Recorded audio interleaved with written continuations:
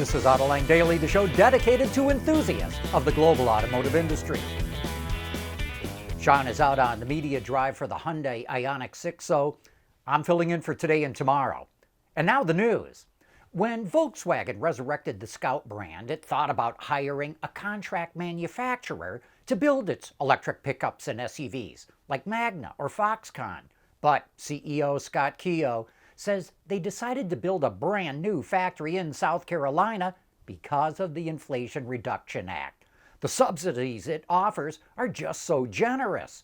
Keogh even compares it to the 1849 California Gold Rush.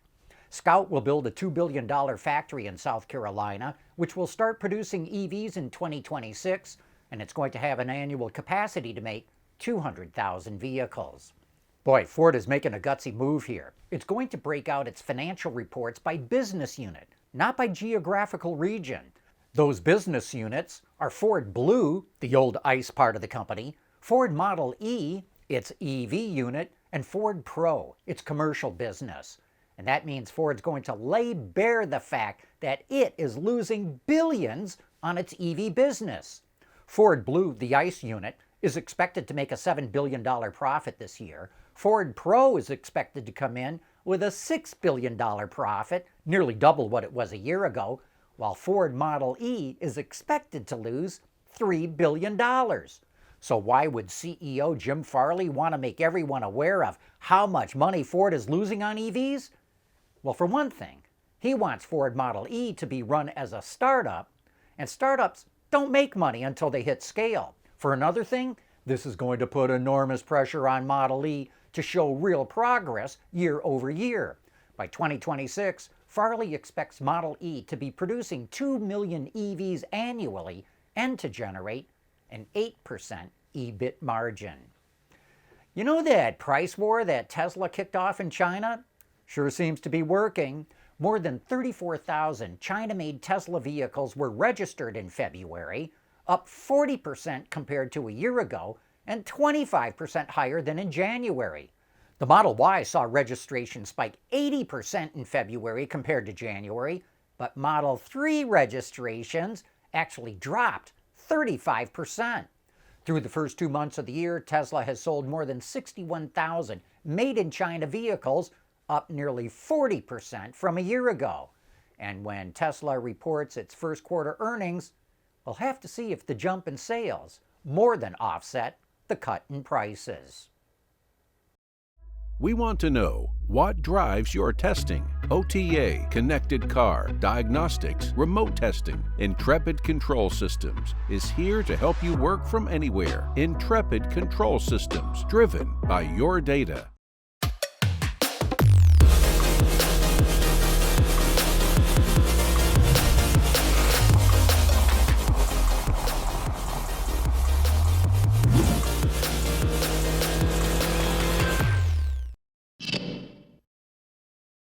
You know, some people worry that there will not be enough lithium to make all the batteries needed for all the EVs that the auto industry plans to build. But what if you don't need any lithium at all?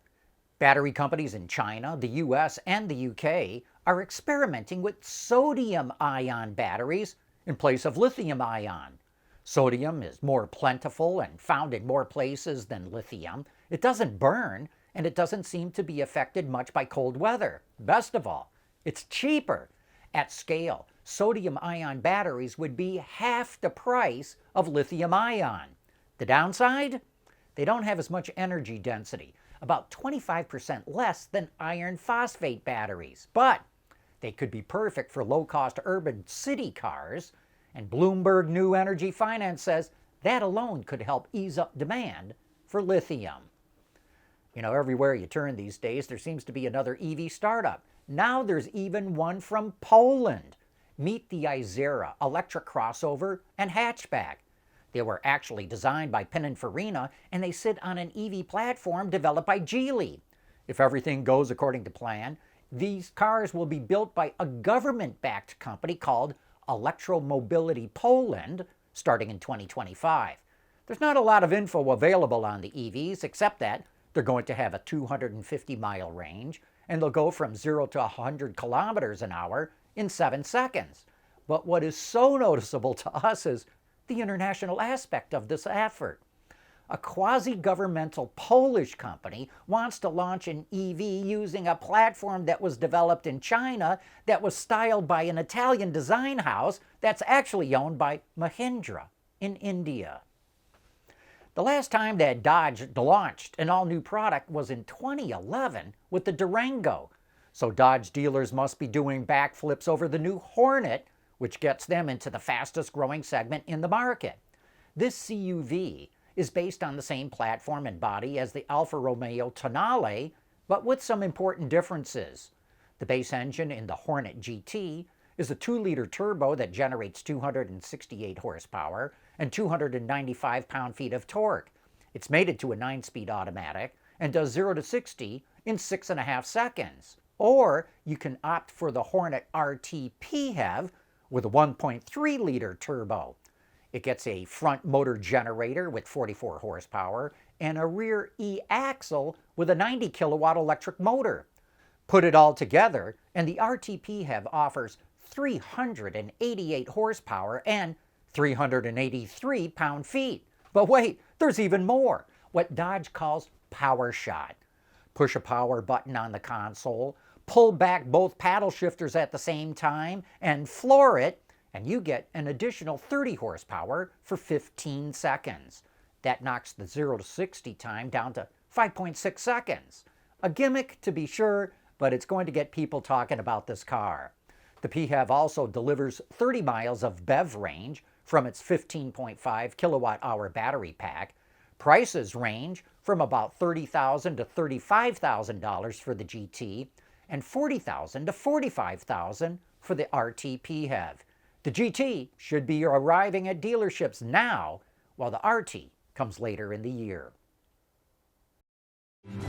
At Schaeffler, we pioneer motion. Electrifying mobility, manufacturing smarter, reducing CO2 emissions, making energy production clean. Schaeffler pioneers motion to advance how the world moves.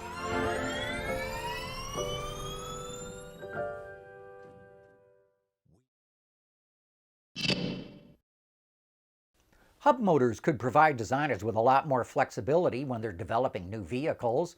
They'd allow vehicles to be smaller and lighter without sacrificing interior room. And that's why 2 developments from BMW and another one from Schaeffler caught our eye. BMW is investing in a German startup called Deep Drive that developed an electric motor with a space-age sounding name to it, a radial flux dual rotor motor. It's smaller, lighter, and cheaper than today's electric motors, but has high energy density. Even though BMW iVentures invested in it, Deep Drive is actually working with 8 of the top 10 automakers in the world, and it plans to be in production with this motor in 2026. Meanwhile, Schaeffler also developed a hub motor, but this one is aimed at municipal utility vehicles like road sweeping trucks, compact vans, and snowplows. Hub motors have all the drive components and brakes built right into them, and they fit inside a 14-inch rim. So they eliminate the gearbox, the drive shafts, and CV joints, and that reduces energy losses. Output ranges from 7 kilowatts to 25 kilowatts, with bursts up to 60 kilowatts, and they're available with 48 or 400 volts, and Schaeffler's also looking at higher voltage too. Best of all, each hub motor can be controlled individually in terms of power or even which direction they rotate.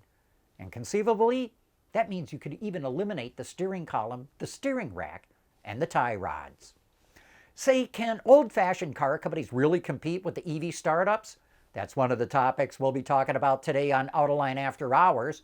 We've got Mike Colleran, the Vice President of Marketing and Sales of Nissan North America, Kalia Hall from the Detroit News, and Charlie Vogelheim from the Flying Car, all coming on the show. And we invite you to join us when we go live at 3 p.m. Eastern Time today. But with that, we wrap up today's report, and thank you for making Autoline Daily one of your regular stops.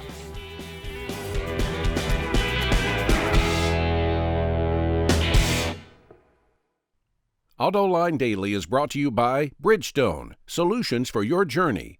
Intrepid Control Systems, over-the-air engineering, boost your game. And by Schaeffler, we pioneer motion.